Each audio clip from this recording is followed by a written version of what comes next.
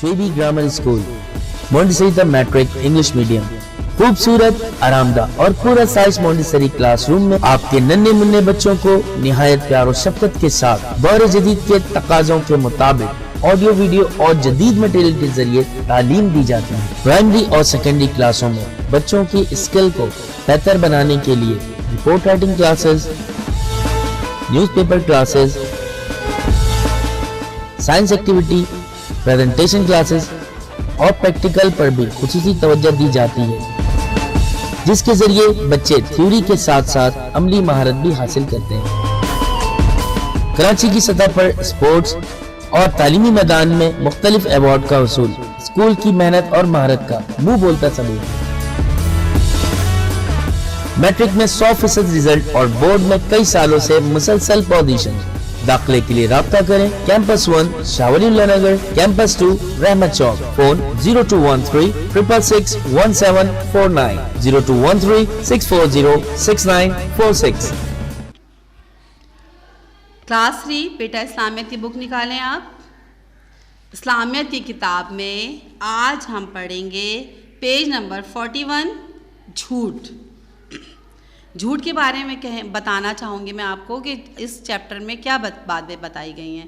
اللہ تعالیٰ نے جھوٹ کو سخت ناپسند فرمایا ہے۔ قرآن مجید میں ایک آیت میں ہے کہ جھوٹ کی برائی بیان کی ہے کہ ہمارے پیارے نبی صلی اللہ علیہ وسلم کیا جھوٹ کی برائی کس طرح بیان کی گئی ہے کہ جھوٹ جو ہے ایک ایسی برائی ہے، ایک ایسی فساد کی جڑ ہے جو پوری قوم کو تباہ و برباد کر دیتی ہے، ٹھیک ہے نا۔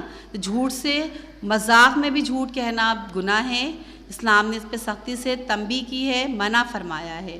ہمارے پیارے نبی حضرت محمد صلی اللہ علیہ وسلم جو کہ خاتم النبیین بھی تھے، بچپن ہی سے جھوٹ سے نفرت کیا کرتے تھے اور بولتے تھے کہ جھوٹ بولنے والا اپنی زبان سے لوگوں کو دھوکہ دیتا ہے۔ جس طرح آپ دھوکہ دینا ہوتا ہے نا، دھوکہ دہی کرنا بہت غلط بات ہے۔ دھوکے کا مطلب ہے کسی کو غلط بیانی کر کے، غلط باتیں بول کر اور اس کو سچ بتا کر پیش کر کے اگر اس کو آپ نے دھوکہ دیا تو کتنی زلزاری ہوتی ہے، کتنا غصہ آ رہا ہوتا ہے نا۔ لوگوں میں کیا ہوتا ہے، اس وجہ سے اس بندے کے لیے نفرت پیدا ہو جاتی ہے۔ اگر کسی شخص نے کسی کو اپنی زبان سے، کیونکہ زبان سے ہی جھوٹ بولا جاتا ہے، اگر آپ نے جھوٹ بولا تو کیا ہوگا، لوگ آپ سے نفرت کرنا شروع کر دیتے ہیں اور کوئی بھی آپ پر بھروسہ نہیں کرے گا۔ اسلام نے جھوٹ بولنے والے کی گواہی قبول کرنے سے منع فرما دیا ہے۔ اگر ہم چھوٹی چھوٹی صفات، چھوٹی چھوٹی باتیں، چھوٹی چھوٹی اچھی اچھی عادتیں اپنانا شروع کر دیں گے تو یقیناً ایک کامیاب انسان بن جائیں گے۔ اول تو آپ کو پتہ ہے اسلام کا دائرہ کار کہاں ہے۔ پہلے اسلام میں شامل ہونے کے لیے اللہ کو ایک ماننا، توحید، جس کو آپ کے میں نے بتایا تھا پہلے بھی پچھلے لیکچرز میں کہ آپ نے اللہ کو ایک مانا توحید ہے۔ اسی طرح سارے احکامات پورے کرتے کرتے نماز پڑھا، روزہ رکھا، ٹھیک ہے نا، یہ ساری چیزیں آنے، لیکن ایک کچھ عادتیں جو زندگی کے مختلف دور میں آپ گزر رہے ہیں، رہ رہے ہیں، کس طرح زندگی گزارنا چاہیے، وہ تو آپ کی نیکیوں میں، نیکی کاروں میں شامل ہے۔ نماز پڑھنا، اللہ پہ یقین رکھنا، یہ ساری چیزیں کیا تھی کہ مومن کے لیے ایک لازمی جز تھا کہ وہ کرنا ہے، اس کے بغیر مومن نہیں ہوتا، ٹھیک ہے نا۔ لیکن یہ ساری صفات اگر مومن میں پیدا ہو جائے تو سوچے آپ کے پاس اگر آپ نے بہت اچھے بونس پوائنٹ سنا ہوگا نا آپ نے، تو اللہ تعالیٰ جو اپنے نیکی کا بدلہ دے رہا ہوتا ہے، اگر آپ کے اندر اچھی صفات ہوگی، اچھی عادتیں ہوں گی تو پھر کیا ہوگا، اللہ تعالیٰ آپ کو بہت زیادہ پسند فرمائے گا اور نہ صرف پسند فرمائے گا بلکہ جنت میں بھی اول درجے کی جگہ دے گا، ٹھیک ہے نا۔ آپ کو پتہ ہے نہ صرف ہم تو دنیا میں تو کچھ عرصے کے لیے آئے ہیں، یہ ہمیں جس طرح بھیجا جاتا ہے نا، جس طرح آپ کے ایگزام کی تیاری کر رہے ہوتے ہیں، امتحان کی تیاری کے لیے کیا کرتے ہیں، دن رات آپ کوششیں کرتے ہیں تاکہ دوسرے بچوں سے اچھے نمبر لے سکیں، ہم ٹاپ پوزیشن پہ آ سکیں، سب ہماری تعریفیں کریں۔ اسی طرح ہمیں دنیا میں بھیجا گیا ہے قیامت کی تیاری کرنے کے لیے۔ یہ قیامت کی تیاری کس طرح کرنا ہے، ہم نے اچھی اچھی باتوں کو اپنانا ہے، جو چھوٹی چھوٹی چیزیں جو ہم دنیا میں ہم اپنا سکتے ہیں، اپنی زندگی میں اپنا سکتے ہیں۔ کس طرح اپنانا ہے، آپ نے اچھی اچھی صفات کو اپنی زندگی میں شامل کرتے جانا ہے۔ شروع میں تھوڑی سی پرابلم ہوتی ہے، تھوڑا مسئلہ ہوتا ہے، ظاہر سی بات ایک عادت ہوتی ہے اس کو چھوڑنا، تو ٹھیک ہے نا۔ لیکن اگر ہم کوشش کریں، ہمت کریں اور ہمیں یہ پتہ ہو کہ اللہ تعالیٰ کو یہ نہیں پسند ہے اور وہی عمل فعل اپنانا ہے جو اللہ تعالیٰ کو پسند ہے، اگر یہ سوچ کے کیا جائے کہ ہم یہ نیکی کے طور پہ کر رہے ہیں اور ہماری یہ نیکیاں ساری اللہ کے پاس امانت کے طور پہ موجود ہے، ٹھیک ہے نا. ہم جو کر رہے ہوتے ہیں وہ ہمارے نامہ اعمال میں لکھا جا رہا ہے. فرشتے کندھوں میں بیٹھ کے روزانہ کے ہمارے اعمال کو، روزانہ کی جو ہم لوگ کر رہے ہوتے ہیں، جو حرکات سکنات ہے، وہ ساری چیزوں کو ایک ایک چیز کو ریکارڈ کی صورت میں وہ باقاعدہ لکھ رہے ہوتے ہیں. تو ہم نے اگر جھوٹ بول دیا تو جھوٹ تو ہم دنیا میں بول لیں گے، لیکن اللہ کے سامنے تو جھوٹ نہیں بول سکتے نا آپ. اس لیے کہ ہماری ہر چیز گواہی دے گی، آنکھ، ناک، کان، منہ، ہر چیز گواہ ہے ہمارے لیے. نیک بننا بہت مشکل نہیں ہے.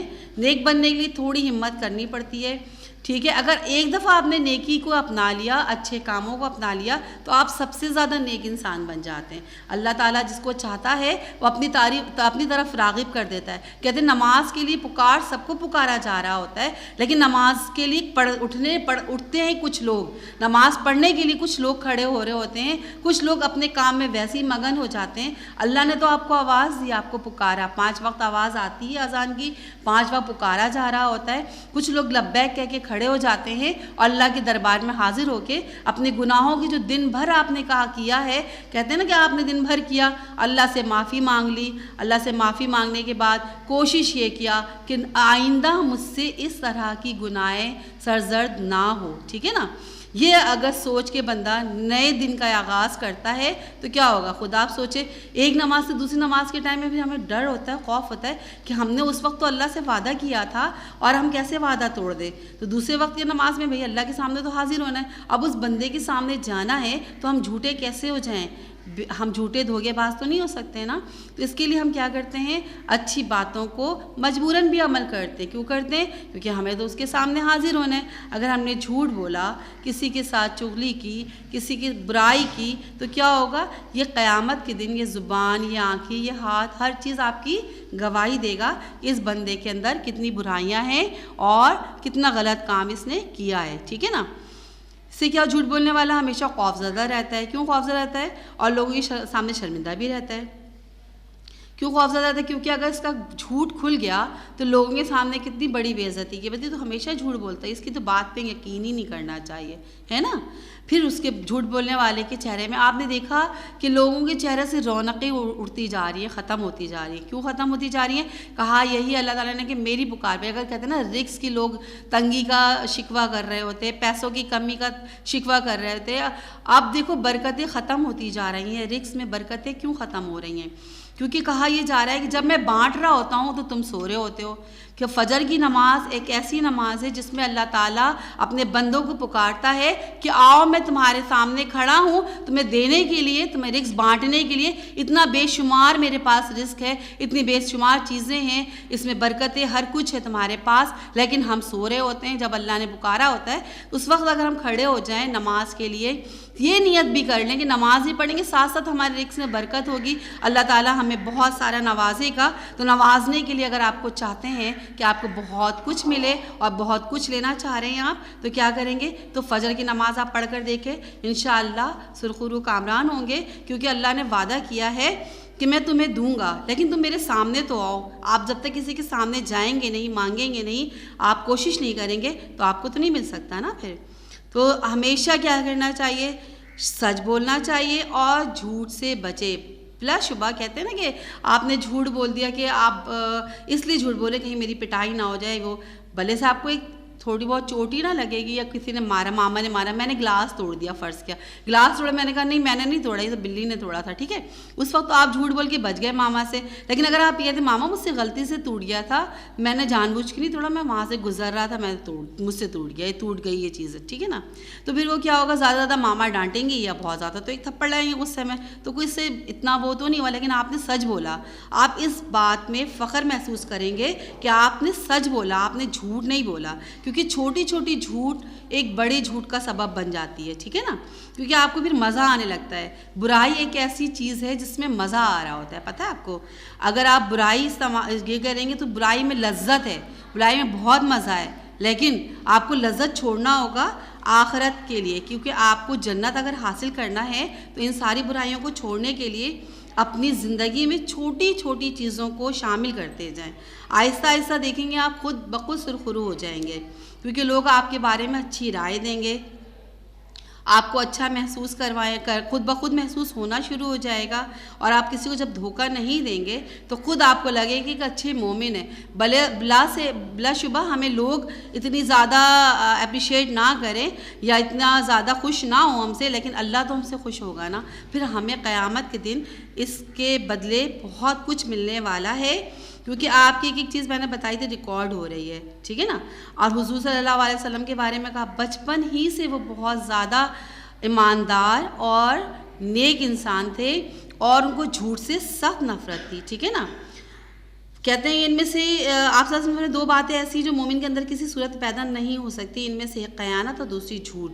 حضور صلی اللہ علیہ وسلم کو صادق اور امین کہا جاتا تھا، اور آپ صلی اللہ علیہ وسلم یعنی خاتم النبی نے فرمایا کہ کسی بندے کا ایمان پورا نہیں ہوگا جب تک وہ جھوٹ کو ہر طرح سے نہ چھوڑ دے، ٹھیک ہے نا. ہمارے پیارے نبی صلی اللہ علیہ وسلم نے منافق کی 3 نشانیاں بیان فرمائی ہیں. پہلا وہ ہے منافق جھوٹ بولتا ہے، وہ وعدہ پورا نہیں کرتا، وہ امانت میں خیانت کرتا ہے.